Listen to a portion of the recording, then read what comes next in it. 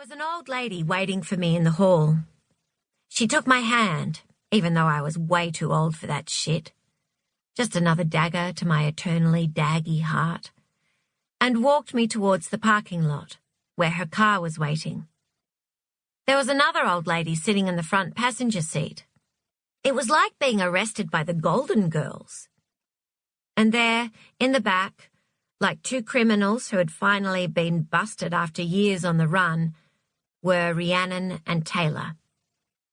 Rhiannon's head was hanging in shame, and I knew we had finally been caught.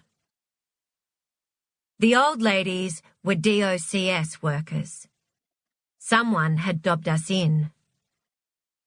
And apparently there would be no more chances. No more staying in halfway houses or rehab centres with Mum. No more staying with a friend for a few days until things blew over. It was time for us to be officially removed from care. The government Golden Girls were out to ruin our lives. Mum needed to get better, and this time we weren't allowed to stick around for the ride. We stayed with an uncle for a while. We stayed with our birth grandma for a while. Taylor was separated from us and lived with some of her dad's relatives for a while. But nobody seemed to want to keep us.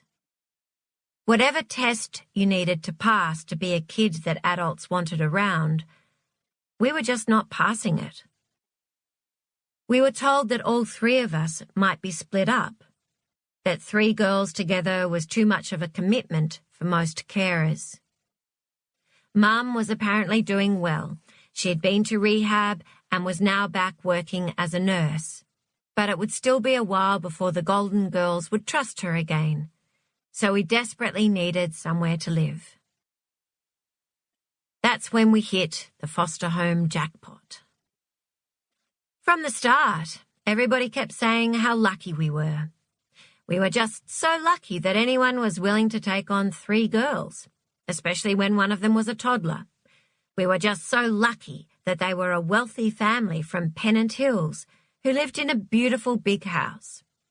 We were just so lucky that their son, who went to a very fancy private school, was around the same age as us.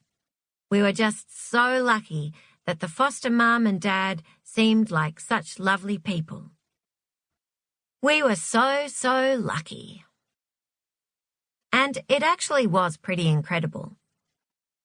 The first night we went to live with our amazing new foster family, it was like being in a movie where everything turns out fine in the end. We dropped our stuff off at their Pennant Hills mansion and drove up to their farm for the weekend. Yeah, they had a house and a farm. And this wasn't just any farm, it was like a kid utopia surrounded by bush.